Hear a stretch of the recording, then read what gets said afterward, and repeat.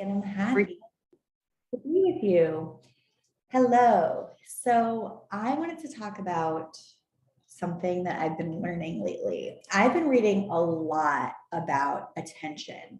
I just finished a great book called Stolen Focus, which I know that many folks have read recently, along with just a lot of research and articles around attention, how to keep it, how to get it back once you lost it, and what attention means for children and how children pay attention and how we can use kids' natural ability to pay a different kind of attention to actually increase their own resilience and sense of confidence. So what I've learned to put a name to recently is that children have something called lantern attention. We as adults have something called spotlight attention. When we're paying attention, we can only pay attention to one thing at a time. And I know many of you who are multitasking, even like listening to this video while you're in another tab, you're like, no, I can multitask. I can pay attention to lots of things.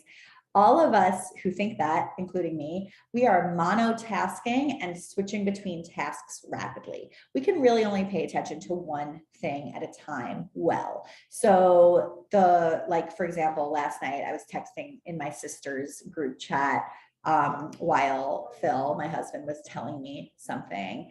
And I typed in the word that he was telling me, right? This has happened to you.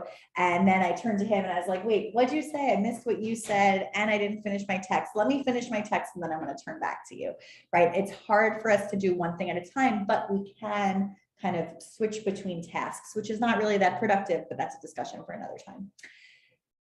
Children have a different kind of attention than that. When kids are paying attention, they're paying something called lantern attention. Lantern attention is when you actually have an understanding or you can pay attention to almost everything around you at one time.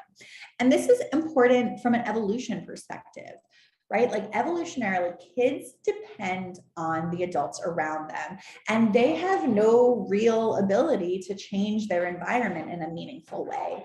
That it can only happen from the people around them. So, for example, if I stub my toe in the kitchen while the baby is playing in the living room, she notices, right? She looks up from when she's playing, and she kind of takes a look, make sure that everything's okay.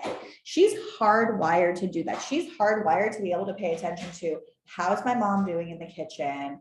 Where does this circular ball go? Because it certainly does not fit in the square. And do I have to poop or did I just poop? Right. Like she's able to kind of hold all of these very big deal things in her attention at once. She has something called lantern attention.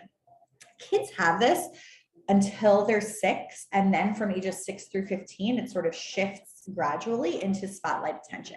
So that means that our 4, 5, 6, 7, 8, 9-year-olds are all able to pay attention and notice what's happening in their environment in a way that we're actually not able to as adults.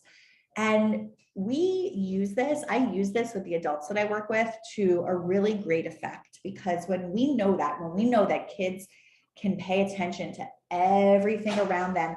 And we know that, right? Like if you've ever met a kid, and you're talking to another adult in a room and you don't necessarily want them to hear, they're going to be paying attention. We know that they can kind of pick up on things that we did not tell them directly, but that they were able to kind of absorb from the environment around them in a way that we wouldn't be able to as adults.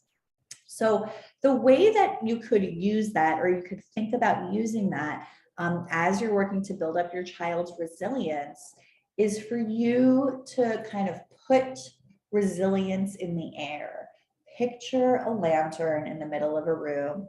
And you know how when you turn on the light in the morning or the sun shines through your window and you could see kind of all of the dust particles that the light is shining on?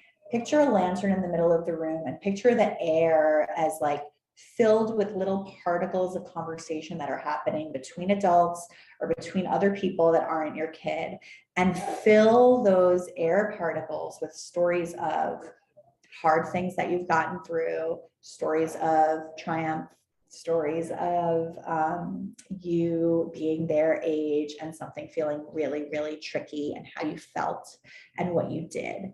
You don't have to tell them these stories directly. In fact, I really recommend just having them be in the air, using their lantern attention to turn to another adult. Talk to this adult about what you were like when you were their age. Talk to the adult about the hard time that you had. Let that be it. Let that be what you're doing. Trust that it's in the air, and trust that your child's kind of lantern attention, their ability to hold multiple pieces of information at one time in a way that we just can't. Trust that their lantern attention is really doing its job, and that they're picking up on what you're putting into the environment. So everything does not have to be like one-on-one directed right to your kid, right? Like we can trust that when we're talking about hard things, that our kids are absorbing the message. Oh, everybody goes through hard things. Oh, my mom went through something hard and she came out the other side. Oh, when my parents have hard things happen, it sounds like they rely on their strengths a lot. Just trust that that's being absorbed, and that over time, that'll make a big difference. That is the second part of the 6-part curriculum that I do work on with parents. And it is a really effective and really important step. And understanding the difference between lantern and spotlight attention is what allows us to kind of take that information and know, okay, what I'm putting out into the environment at all times when my kid is around, they're able to pick up on even when it's not directed toward them. Okay, well, let me know what you think. Let me know the last time your kid has picked up on something that you were definitely not directing toward them, but they got anyway. And I will see you soon.